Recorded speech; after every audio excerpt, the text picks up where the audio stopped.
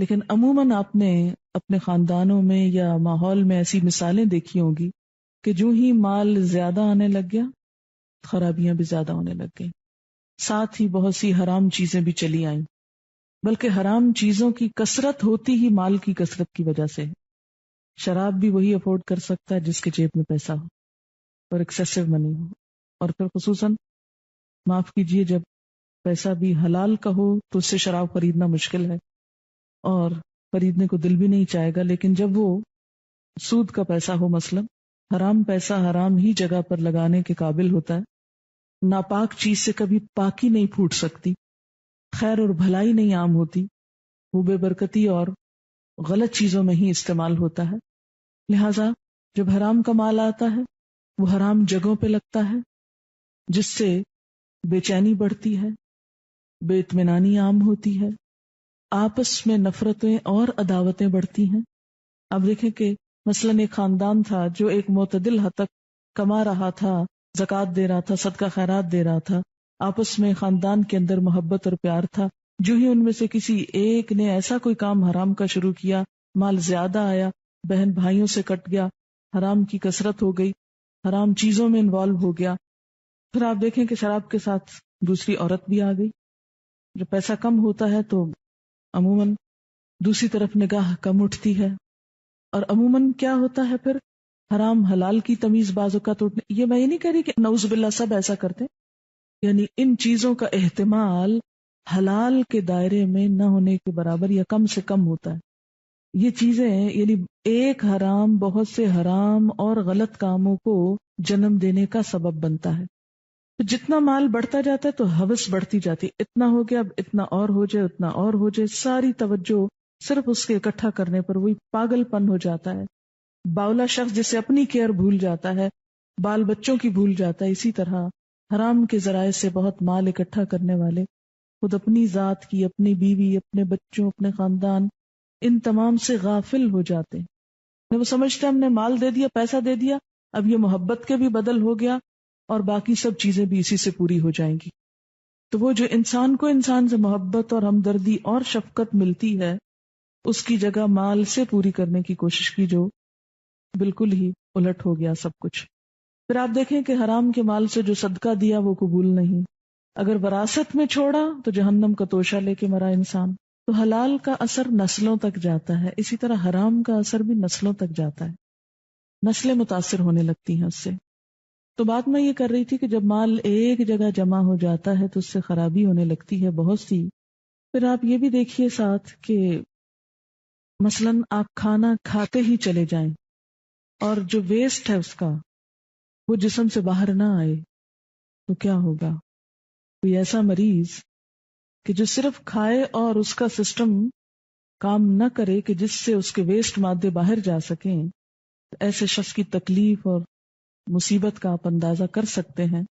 بالکل اسی طرح اگر ایک شخص صرف مال حاصل کر رہا ہے اور اسے خرچ نہیں کر رہا، دوسرے کی ضرورت پہ نہیں دے رہا، نکال نہیں رہا، تو اسی وجہ سے ہم دیکھتے ہیں کہ جو نبی صلی اللہ علیہ وسلم کو معراج کے موقع پہ دکھائے گئے کہ سود خاروں کے پیٹ بہت بڑے بڑے، کیونکہ وہ صرف مال ڈال رہے ہیں، کھینچ رہے ہیں، روپے سے روپیہ بڑھا رہے ہیں اور آگے نہیں دے رہے، اور اس کو کھانے کے لیے پھر کون آئے؟ سانپ ڈالے گئے۔ اس کے برعکس جو شخص مال کو حلال طریقے سے کمائے، اپنی ذات پر بھی خرچ کرے، دوسروں پر بھی خرچ کرے، اور فرض کے علاوہ، صدقات کے علاوہ مقروض کو قرض بھی دے، اور اگر مقروض قرض واپس نہ کر سکے تو اس کو صدقہ کر دے، اس کا کیا اجر ہے، کیا جزا ہے؟ حضرت ابو قتادہ فرماتے ہیں کہ جس شخص کو یہ بات محبوب ہو کہ اللہ تعالیٰ اسے قیامت کے دن کی سختیوں سے نجات دے، اسے چاہیے کہ تنگ دست کو مہلت دے یا اسے معاف کر دے۔ صحیح مسلم کی روایت۔ آپ صلی اللہ علیہ وسلم نے فرمایا کہ جس شخص کے ذمے کسی کا قرض ہو اور مقروض ادائیگی میں تاخیر کرے تو قرض خواہ کے لیے ہر دن کے عوض صدقہ ہے۔ آپ صلی اللہ علیہ وسلم نے فرمایا جو شخص کسی تنگ دست کو مہلت دے یا معاف کر دے، قیامت کے دن اللہ اسے اپنے سائے میں جگہ دے گا۔ صحیح مسلم کی روایت۔ اور اسی طرح اگر مقروض جو ہے تنگ دست ہو یا قرض خواہ زیادہ ہو تو اسلامی عدالت قرض خواہ یا قرض خواہوں سے مہلت دلوائے یا قرض کا کچھ حصہ معاف کرائے گی.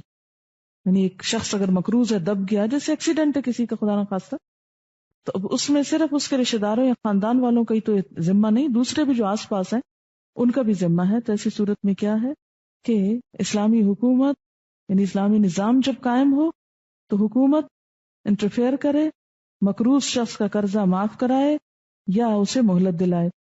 یہ اس صورت میں جب کوئی دیوالیہ ہو جائے.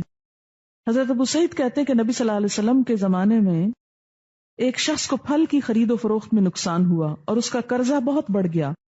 آپ نے لوگوں سے فرمایا اس پر صدقہ کرو. لوگوں نے صدقہ کیا، پھر بھی اتنی رقم نہ ہو سکی جو قرضہ پورا کر سکے.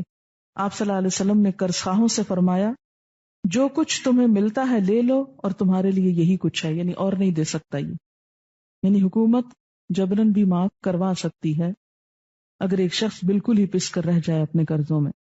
حضرت عبداللہ بن کعب کہتے ہیں کہ میرے باپ کعب بن مالک نے عبداللہ بن ابی حضرت سے مسجد نبوی میں اپنے قرض کا تقاضا کیا. دونوں چلانے لگے. انسان تھے نا. آپ صلی اللہ علیہ وسلم اپنے حجرے میں تھے، ان دونوں کی آوازیں سنی تو آپ حجرے کا پردہ اٹھا کر برآمد ہوئے. کعب کو پکارا. کعب نے عرض کی حاضر یا رسول اللہ صلی اللہ علیہ وسلم.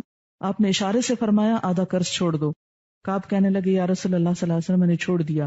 پھر آپ نے ابو حضرت سے فرمایا اٹھ اور اس کا قرض ادا کر.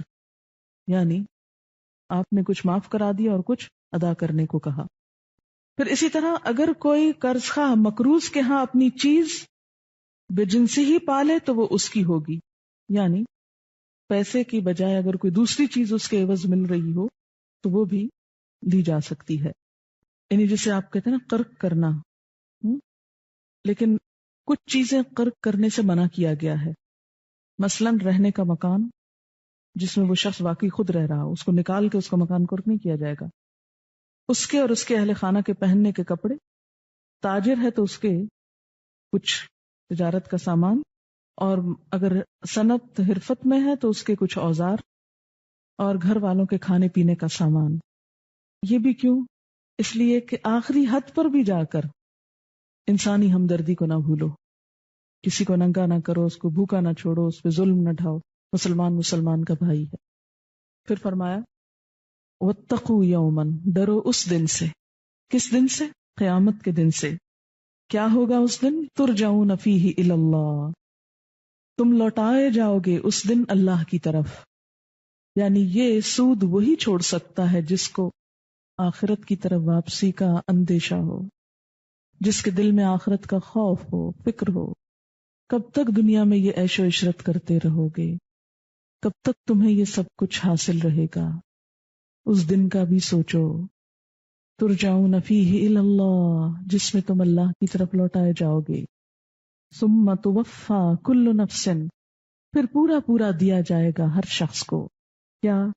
ما کسبت، جو اس نے کمائی کی. وہم لا یظلمون، اور وہ ظلم نہ کیے جائیں گے. یعنی کسی انسان پر کچھ بھی ظلم نہ ہوگا. آیت بھی بہت سی روایات کے مطابق قرآن پاک کی آخری آیت ہے جو آپ کی وفات سے چند روز پہلے اتری.